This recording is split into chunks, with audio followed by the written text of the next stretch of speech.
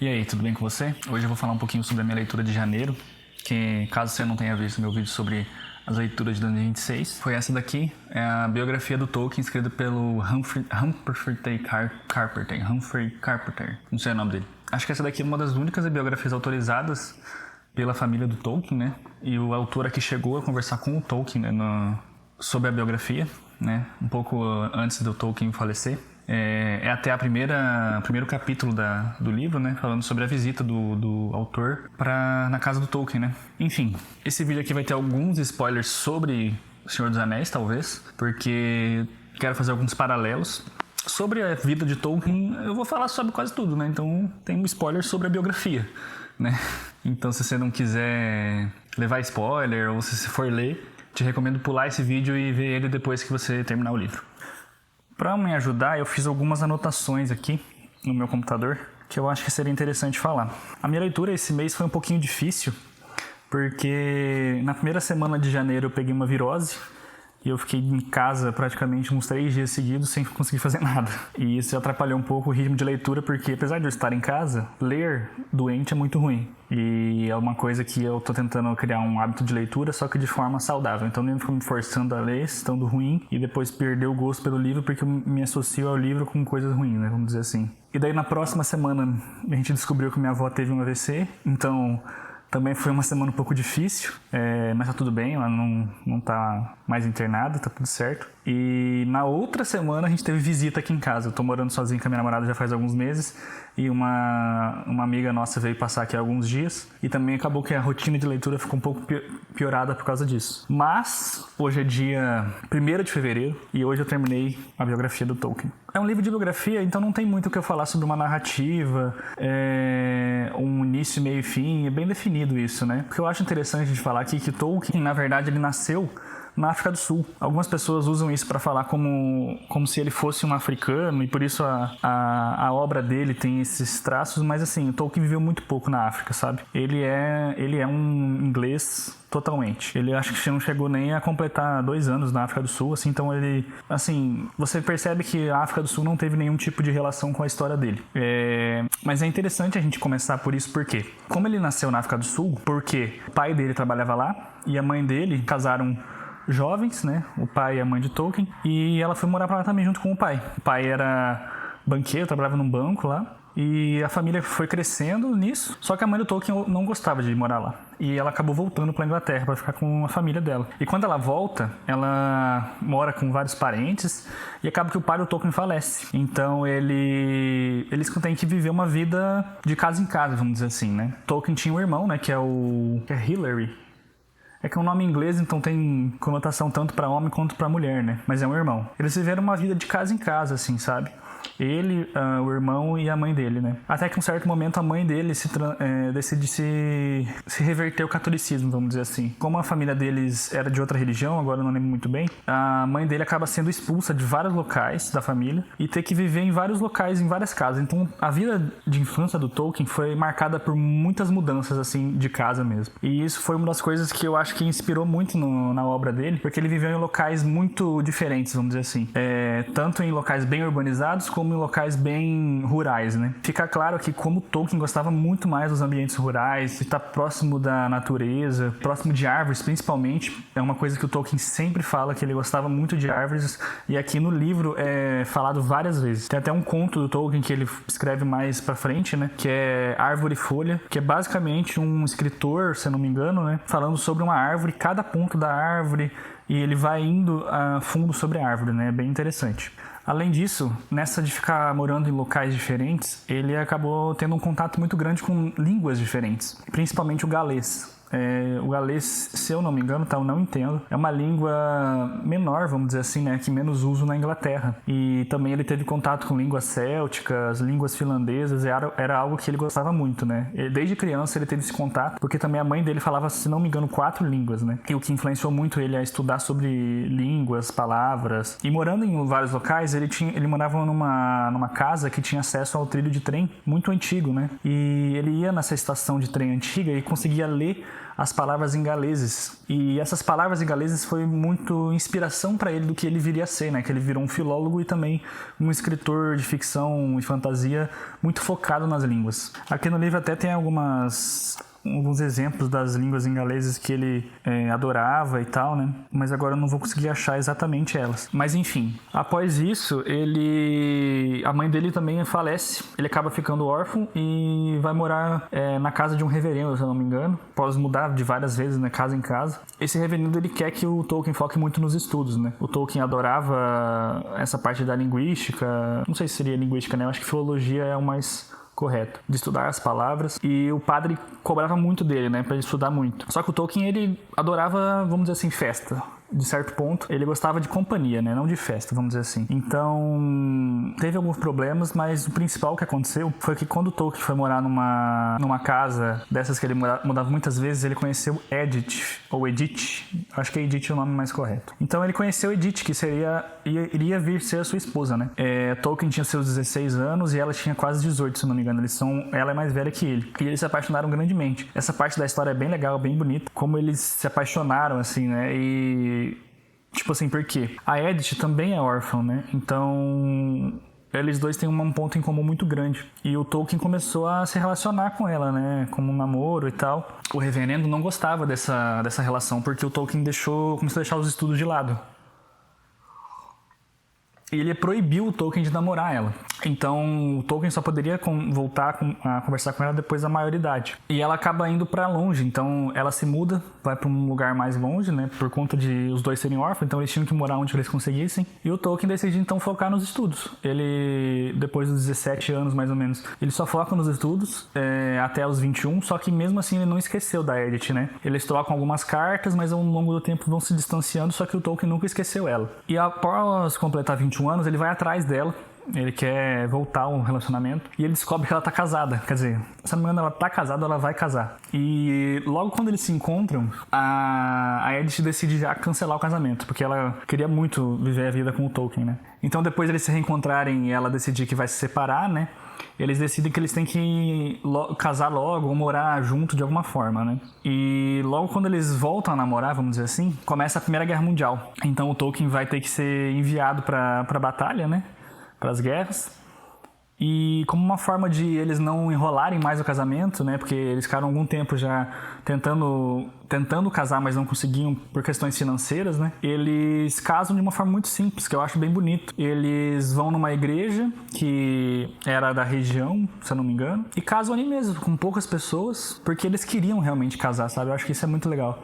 Porque eles só se amavam, eles não tinham que provar isso pra ninguém. E mesmo eles tendo familiares de certa forma, eles não fizeram questão em chamar, sabe? Porque eles queriam casar logo antes do Tolkien ir pra guerra.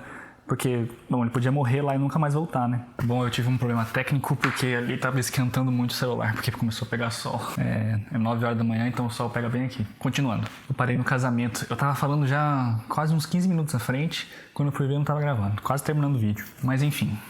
Antes do Tolkien casar, ele fez uma viagem que foi pra Suíça ou Suécia, eu não sei. Se eu tiver errado, vai estar na tela aqui onde foi. Que ele foi muito jovem, foi acho que com o pessoal da faculdade, enfim, acho algo assim. Mas não é o caso porque ele foi. Ele foi nessa viagem, né? E eles estavam escalando algumas montanhas lá, né? Nesse local. E foi um local que inspirou muito a Valfenda, né? Se vocês verem as imagens, vou colocar aí na tela, percebe muito claro a semelhança, né? Do que veio ser a descrição de Valfenda, né? Só que o que é interessante nessa viagem, além de ela ser o motivo, né? A inspiração para Valfenda, ela quase matou o Tolkien.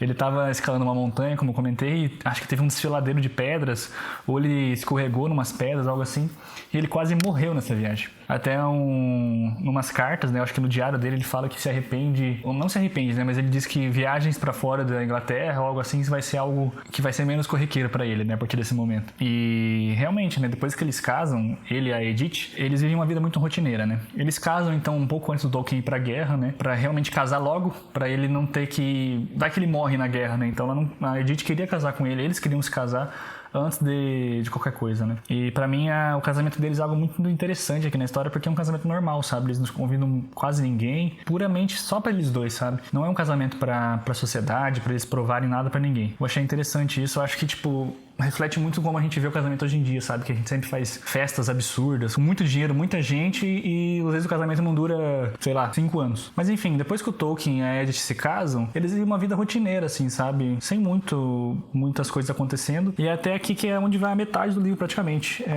O casamento deles, a vida deles como um casal, né? Eles têm filhos, o Tolkien é um professor da universidade, o autor fala como o Tolkien teve uma vida muito pacata, né? Muito normal. E eu acho que isso é interessante, porque mesmo com esses momentos normais de uma vida rotineira, Tolkien conseguiu escrever um mundo incrível, assim, sabe? Teve uma obra absurdamente importante para a história, para a literatura, tendo uma vida normal. Eu acho que essa é a parte mais interessante da história para mim, é como Tolkien conseguiu ter uma vida que muita gente acha que seria chata, seria sem muitas aspirações. Essa vida dele normal resultou numa obra incrível dele, sabe? Aí a partir da metade pra frente, aqui a gente vai falar muito sobre a vida dele começando a escrever O Senhor dos Anéis, né? O Hobbit foi um sucesso, né? Era a história que ele contava pros filhos dele na lareira, assim, né? Uma história que ele criou pra contar pros filhos dele, uma história de criança, né? O Hobbit. E acabou que foi publicada por uma editora e fez muito sucesso. E a editora queria uma continuação pro Hobbit, né? Queria que falasse mais dos Hobbits. Só que o Tolkien, ele, desde adolescente, mais ou menos,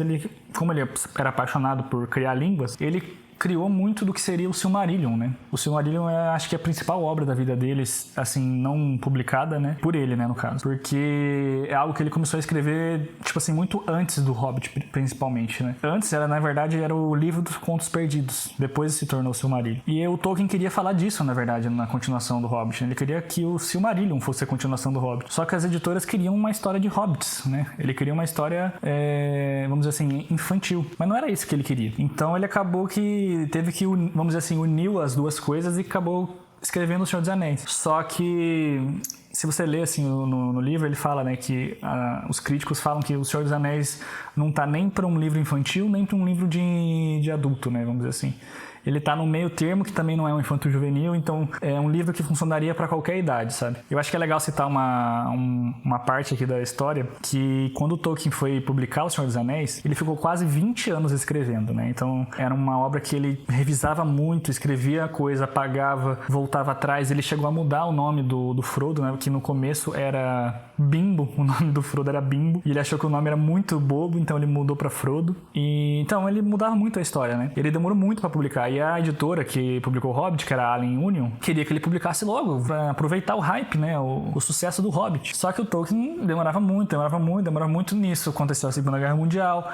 Depois da Segunda Guerra Mundial, teve o quê? Problema de crise com papel. Então, quando ele terminou O Senhor dos Anéis pra publicar mesmo, ele queria que publicasse O Senhor dos Anéis junto com o Silmarillion e queria que O Senhor dos Anéis fosse volume único, né? Então, o Tolkien sempre quis que O Senhor dos Anéis fosse volume único. Ele não queria dividir em 3 partes. Só que como a crise do papel tava absurda, a editora não podia correr um risco de publicar um livro de 1.500 páginas, acabar que nem vender, por exemplo, né? E perder dinheiro na venda, perder dinheiro não vendendo o livro e também perder um papel que poderia ser feito outros livros que iam vender mais, né? E eles pediram que o Tolkien dividisse ou diminuísse a história, e ele recusou de qualquer forma. Nisso, ele conhece uma outra editora, né, que adorava muito as histórias dele e queria que ele publicasse a continuação com eles, que é a Collins, que, se eu não me engano, vai se tornar a HarperCollins, né? E a HarperCollins começa, vamos dizer assim, a comprar ele, né? Falando que eles vão publicar do jeito que ele quiser, tal, mas sempre deixando em aberto isso. Então o Tolkien acreditava que eles iam publicar do jeito que eles quisessem, do jeito que ele queria, né? E o Tolkien, ele manda uma carta para a editora Allen Union e fala assim: olha, esse é o ultimato, ou vocês publicam do jeito que eu quero, ou eu nunca mais vou fazer nada, não vou publicar nada. O chefe da editora, ele fica meio triste, né? E fala assim: se você quer só uma resposta, a minha resposta é não, porque eles não queriam correr esse risco, né? Então ele decidiu ir pela Collins. Só que quando ele chega na Collins, começa a entre aspas, enrolar pra finalizar o livro. Acaba que a Collins também não publica. E daí ele pensa o seguinte, né? É melhor publicar alguma coisa do que não publicar nada. E ele acaba voltando pra Allen Union pra publicar com eles. E eu acho que é até legal eu ler essa parte, porque o Tolkien foi bem incisivo nas cartas dele. E eu achei até engraçado o jeito que ele falou. Eu vou procurar aqui. Ele escreve essa carta, principalmente depois que ele recebe uma crítica do filho do chefe da editora, que foi o que leu o Hobbit pela primeira vez e falou que era interessante publicar. E esse menino já mais adulto, ele leu O Senhor dos Anéis, uma parte, né, que o Tolkien mandou pra ele, e o menino fala que O Senhor dos Anéis seria bom publicar, é uma história boa, só que o Silmarillion ele não queria que publicasse. O Tolkien queria que publicasse as duas juntas. E o Tolkien fica puto da cara, né? Aí ele começa uma carta, a carta tá no meio aqui, né, porque ele não tem o começo da carta. E fala assim, né: que o Senhor pode estar disposto a aceitar o Senhor dos Anéis, mas que isso é mais do que o suficiente e não quer acompanhamentos, certamente não o Silmarillion, que o Senhor não tem a intenção de considerar seriamente. Afinal de contas, uma rejeição é uma rejeição e permanece válida, porque a editora já tinha rejeitado, de certa forma, o Silmarillion e eles rejeitaram novamente, vamos dizer assim. Mas a questão de rejeitar o Silmarillion após um discreto artifício de aceitar o Senhor dos Anéis editado está fora de cogitação. Não ofereci e não ofereço o Senhor dos Anéis ao Senhor ou a qualquer outra pessoa sob tais condições, como certamente já esclareci antes. Quero uma decisão, sim ou não, a proposta que fiz e não a quaisquer outras possibilidades imaginadas. Ele deu um ultimato, ele não quer nem saber. Se você não publicar do jeito que eu quero, eu não quero mais. Ele respondeu assim: eu não tenho palavras para dizer o quanto sinto pelo fato de o Senhor achar necessário confrontar-me com um ultimato, especialmente em relação a um manuscrito que nunca vi na sua forma final e completa. Ele nunca mandou pro cara ler e queria publicar de qualquer forma. Como o Senhor exige um sim ou não imediato, a resposta é não. Mas ela bem poderia ter sido um sim, dado o tempo adequado e a visão da cópia datilografada completa. Com pesar, sou obrigado a deixar o caso assim.